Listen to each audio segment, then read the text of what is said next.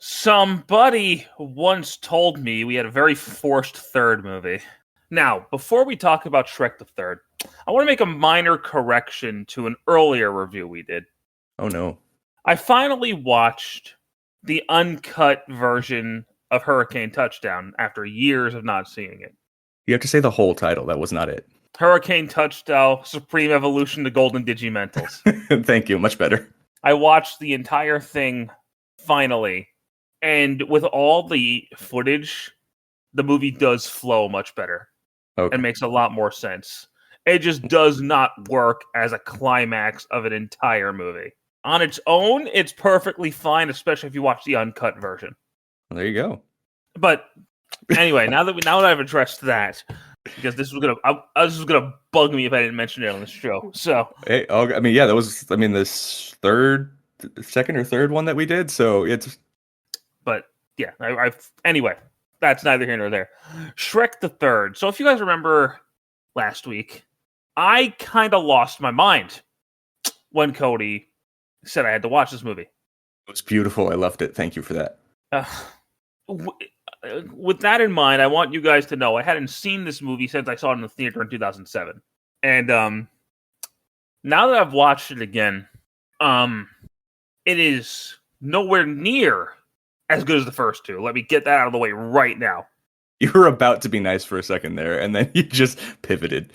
But it is not this atrocious piece of garbage I made it out to be. But it's not good either. Let me start there. It's still not good, but I didn't hate it. You sound like you so wanted to hate it because you've been holding this grudge for so long. Well, the thing is, I went in wanting to rip this movie to shreds. And there were a couple of moments early on in the movie that I actually did laugh. I was like, oh, that was actually funny. Was one of them Fiddlesworth? No, it was not Fiddlesworth, actually. Dang. I thought that was the first one that I found a little. Where Shrek yanked, or Donkey yanked the blanket off of Shrek and saw him naked. Oh, yep. That made me laugh. And then when they were at Arthur's high school and someone threw Donkey in a locker and he had a sign on his back that said, I sucketh. That actually made me laugh a little bit. But other than that, this is just Shrek, Donkey, and Boo. I almost said Boots, like the fucking monkey from Dora the Explorer. Puss in Boots, going on an adventure to find Arthur Pendragon, who is Justin Timberlake, and Shrek does not want to be king.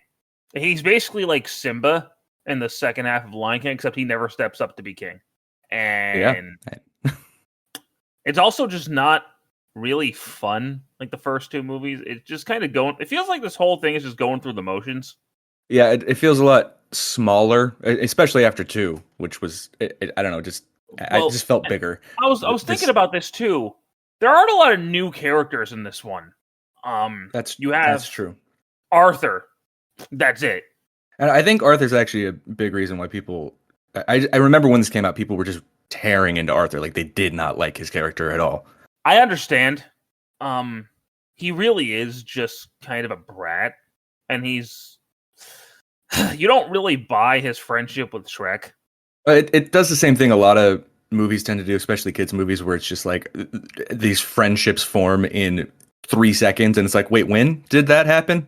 And you're just like, yep. I mean, they try to give bigger roles to like Snow White, Cinderella, Rapunzel, and I want to say Aurora is the other one. Yeah, but they just called her Beauty though in this. Yeah, even though I swear her name's Aurora. Usually, but maybe it isn't it. But they called her Beauty, so I'm like, is that what they're calling? Is that her name? I don't know. It's the only thing they call her. So yeah. The main villain's Prince Charming because they didn't close his storyline on Shrek 2. So that at least does make sense that he'd take over for his mother as the new main villain. But he's not threatening at all. He's just kind of a shit. That was part of his character in the second one is he's not threatening. He's just this sort of douche. And like you want to make that little like whiny brat douche face the main villain, and I don't buy it. Yeah. Especially there's a reason this is everyone's favorite Shrek movie. And like when the one confrontation he has with Shrek, Shrek basically just like dominates him. It's not even really a fight. Shrek just kind of picks him up by the neck. I mean, yeah, you're talking about the guy that exploded a boat with a bottle. Yeah, there's no, there's no way. Okay, that's another part of the movie that made me kind of laugh. The montage of Shrek trying to be king and just failing. This guy is terrible at kinging. He really is, though. Like when him and Fiona were like in the royal get-ups, it was awkward to watch. Yeah, that was when Fiddlesworth showed up. That was the first joke where I was like, what's your name? Fiddlesworth? Perfect. I feel like Fiona, until the end of the movie, takes a giant backseat. Yeah, that happens a lot in sequels like this. And I'm also like, when she's jumping and like climbing and shit, I'm like, you're pregnant. You need to stop it. Yeah. It's also the first movie where she doesn't have a human form. She's just an ogre. It's weird. It's weird that they used Rumpelstiltskin in this, considering the fourth one, and that he's just a totally different character. I think they forgot about him when they were writing Shrek the Fourth. There's no way. He's in this. He's in this twice. Yes. I highly doubt the fourth one was planned at this point, at least, and it definitely wasn't planned with Rumpelstiltskin as the main antagonist. So, but like they just completely redesigned. Like he was in the third movie. What were you? I don't know. It's weird. It's weird that they used him. One other thing I found really annoying was Harold's death. Not even that he died. It was just like he wouldn't die. Yeah, that bit's been done a number of times. It was almost like in Return of the Jedi, where like Yoda's trying to die and looks like, hey, wait, don't die. Answer my questions first. But Harold does it so much fucking worse. And I didn't know Puss was a player like that. Yeah, dude, that was God. As usual, there's quite a few adult jokes in here. There's that. It's like he just hooked up with the whole town, every cat in the town. That's okay. And then he's about to explain where babies come from. And then there's like the just say nay thing at the high school. And then ye old hooters. Like, man, they're throwing in a lot of adult things here. I know how it happened. I just don't want to believe that Donkey's like, how did it happen? Even though you have 5 children, but whatever. Yeah, that was Donkey not knowing. I'm like, so did you or not? Okay. I mean, I just, what are how? Dude, I never understood how Donkey mated with a dragon. You ever hear the theory that dragon's actually a princess that got transformed? I have heard that. It's interesting to think about. I also read that like when Donkey took the happily ever after potion, she turned into like a Pegasus. Yeah. We'll never know. Oh, I loved not loved, but the only there is a character arc for Shrek in this movie where he's like, oh, I'm gonna be a dad, and he's like having an existential crisis about it. Then a Cyclops is all like, I didn't think I would bring such a beautiful creature into the world, and he's like, okay, I guess I'll be a dad. Yeah, just that one little instance completely makes you ready to change your entire life. Okay. Sure, Shrek.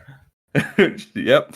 No, but there's this thing. This thing keeps happening with Mike Myers where he accidentally says the word father or dad. Like it's the same thing that happened in Austin Powers.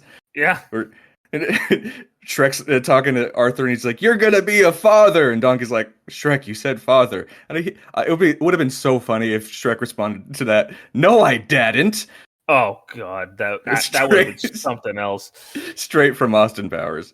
It would have been because it's the same thing. It's the same joke. That would have been some shit, actually. This is the first time in the Shrek series where someone said the F word. Wait, what? Where? What?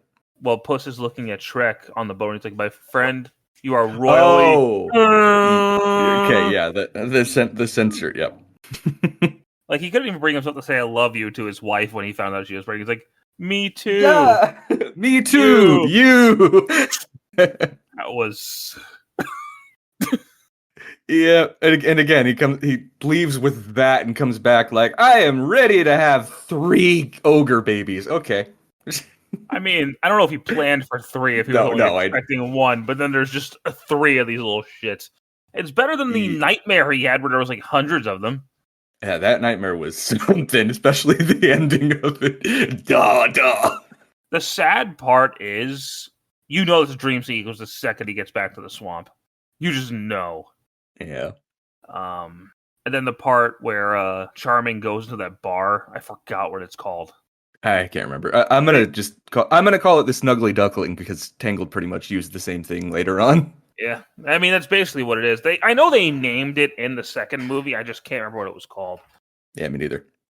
And like he tries to recruit these like villains to help him, and they just start fighting each other.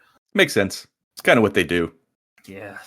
And then No, but seriously, Tangled did end up using the same thing, like the bar with all the villains, and then like that Arthur speech at the end where he prompts the villains to admit their dreams. It's very similar to a moment in Tangled. Again, Tangled came after, so I feel like I've got a dream from this. Yeah, exactly. I actually really like Tangled, but that's not. Tangled's a great movie. It's on my later list. Yeah, that's for another day. Yep. Donkey and Puss switch bodies at a point. Yeah, there were some funny bits in there with that too. And like I love how when he changes the back, their tails are swapped, and he just ignores it. But then the next time you see them, their tails are back to normal. Yeah. So well, I mean, Merlin did say that they'd probably wear off, so maybe that one just wore off real fast. I guess, or he fixed it. Or they just forgot. It could be any of the things, but yeah, Merlin's also in this, played by old Nipple Guns himself, Eric Idle. Oh, was that who Eric Idle played? Okay. Yep. You know, I love how you can't call him his real name. I love how you can't call him Wreck-Gar because you couldn't remember his name. It's a weird name, and I did say his name in that. Yeah, but you forgot it for this review. No, I just thought it was more funny to say Nipple Guns because that's the most defining feature of that character. I mean, he's one of the few I don't have a figure of. I understand. Does he have one? Yeah, Probably. He does. I don't know why you would. Just to complete the cast, but I just haven't got around to picking it up yet. Sorry. Was there a Shrek the Third video game? I don't know. I don't think I played any of the Shrek games. That summer, there were a lot of third movies back to back. Because there was Spider-Man 3, there was this, there was At World's End. But it's just, they were all back to back, too. It's crazy. Yeah. And a thing happens a lot with the third movie where it gets like torn apart. Not necessarily because it's horrible. Like, again, this isn't a horrible movie. It's just such a step down from 2 that it got ripped apart. Exactly. And again, same thing happened with Spider-Man 3. I would watch Spider-Man 3 over this, though. Yeah, me too. This isn't a bad movie. It's so average. This is one of those, I went in wanting to hate it. But I was just, the whole time I was like, well, this isn't bad. Yeah, it's like the scene in Family Guy where they're floating in Purgatory. It's not bad. It's not good, but it's not bad. I know. I remember that scene distinctly. That's what this movie is, like the Purgatory of animated movies. This is the Purgatory of animation. That better be the title of this review. The Purgatory of animation. Sure. All right. Yeah, that's fine. The thing where they make Snow White sound like she's an old recording before she breaks out into Led Zeppelin. Oh, yeah, that was pretty good. I always thought that was like an old clip, and I'm like, I don't recognize that song. No, apparently they made up a song and made her sound like she was olden times. I mean, sure. Go ahead, Snow White. It's an interesting effect. The only other thing I can think of to mention, one, I love how after Charming dies, nobody cleans up the body. They just stand there with a flattened body on the side of the theater stage. I mean, that era, people were dropping left and right. It makes sense to just leave them. There's just a corpse there. They're everywhere. It's just another one. At least for the first 2 villain deaths, one was eaten by a dragon, the other just turned into bubbles. This one, they just literally left the corpse there. Yeah. Oh, one joke that actually got me quite a few times. It didn't get me this time because I remembered it, but I used to always find it funny. Just one of the 3 little pigs. Is there some strange little girl over there staring at us? And then it's just Arthur. I don't know. Your way of saying it made me laugh harder than the movie. And then, oh my god, Pinocchio trying so hard not to lie. So he's like over/under explaining everything. Over and over and over explaining is definitely not an exaggeration with that one. It was. That was just like, okay, Pinocchio, I get it. Shut the fuck up. I mean, hey, it worked. Until one of the pigs is like, okay, enough. Oh, and they don't have the whole donkey and puss singing scene at the end. It's in the credits, but it's not like in the film itself. Yeah, but I mean, it does make the credits kind of fun. So it does, but it's weird to not have that all of a sudden. I get it. Yeah, it's been a staple of the other two. It's weird that Justin Timberlake doesn't sing at all in this. You would think they'd capitalize on that. Yeah, it's just like, yeah, bring it, because he wasn't. I don't think he'd really done much, if any, voice acting at this point. I remember it being kind of weird that he was popping up in this movie, and then he doesn't sing at all. He's most famous for being a fucking singer, but it's strange. Whatever. Yeah, yep. Did the DVD have a weird extra scene thing, like the first two did? I don't remember. Because the first one they had like that musical thing at the end. Yeah. And then the second one, they had Far, Far Away Idol. So I don't know if the DVD for the third one did anything, because I never bought it. Well, special features things were different on DVD, because I actually watched the 3D Blu-ray, which sometimes has no special features on it. So, no, as far as that one was concerned, it was just the end credits scene, and I don't think there's any bonus features on that disc. Okay. Gotcha. That's weird. It's another reason this movie's not as good.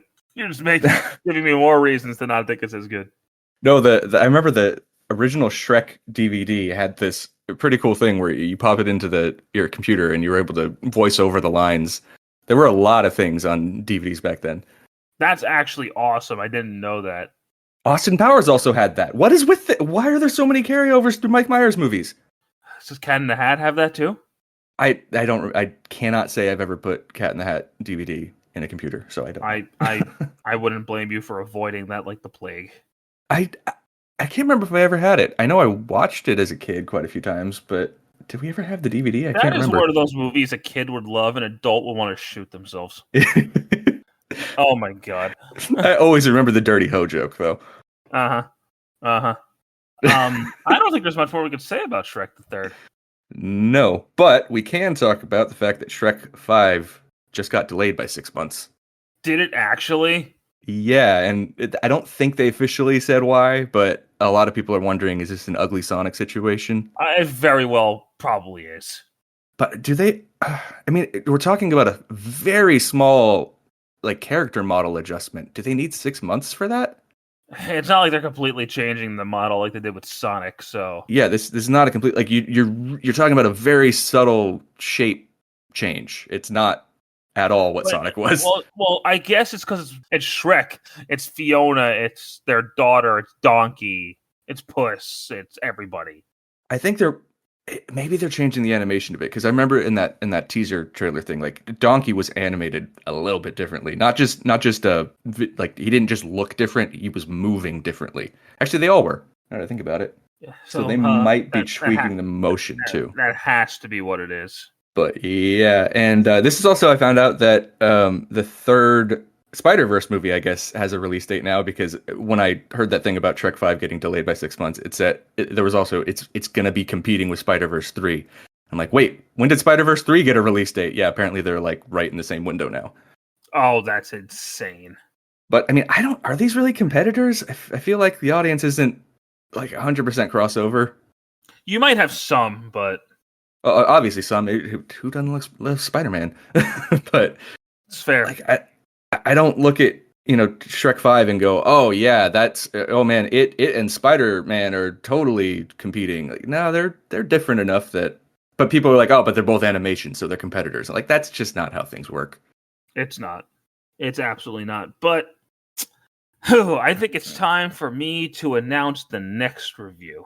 Okay, before you do that, just remember, I was only making you watch this because I was getting you back. So don't get me back for getting you back. Let's not. No. I don't plan on doing that this time.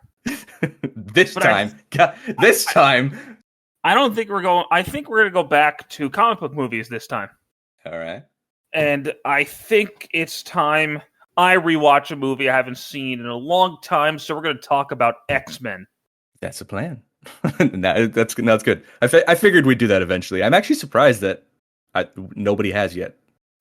Well, Anthony hates the X-Men movies, so we should get him in on this one then, because we both it'd be a very difference of because we're not going to. Yeah, because I was thinking it was either going to be this or Deadpool, or X-Men or Deadpool, and I was like, no, I've seen Deadpool a lot more recently than X-Men, so I want to see how I still feel about the first X-Men. That's good. Actually, I got those in 4K recently, but I haven't watched them yet, so that's a good excuse to do that. All right. So thank you guys so much for listening to a movie that I didn't hate as much as I thought I was going to. I had a feeling that was going to happen, just because I was always confused at how much people hated this movie. You know what? I think it was just when I first saw it, I was like, this is not Shrek 1 and 2. It just did not hold up. True. But I guess adult me was like, eh. I've seen a lot worse. Well, it's probably just your opinions aren't as strong about it as they were at the time. No. And you know what? I pretended it didn't exist for so long that I guess I can acknowledge it exists now. I just changed your whole life. I mean, essentially, you've changed almost 20 years of opinions. Oh, I mean, the number of times I've heard you completely rip apart Shrek the Third, I'm like, or just deny its existence. I'm just like, yeah, it is a bit of a change because now I don't think you're gonna do that anymore. No, I'm probably still just not gonna acknowledge it. But fair. But anywho, next time we're gonna talk about the movie that saved comic book movies for a lot of people, and that's gonna be X-Men. Good times. Until then, thank you guys so much for listening today. We do appreciate it as always, and stick around for more. Take care.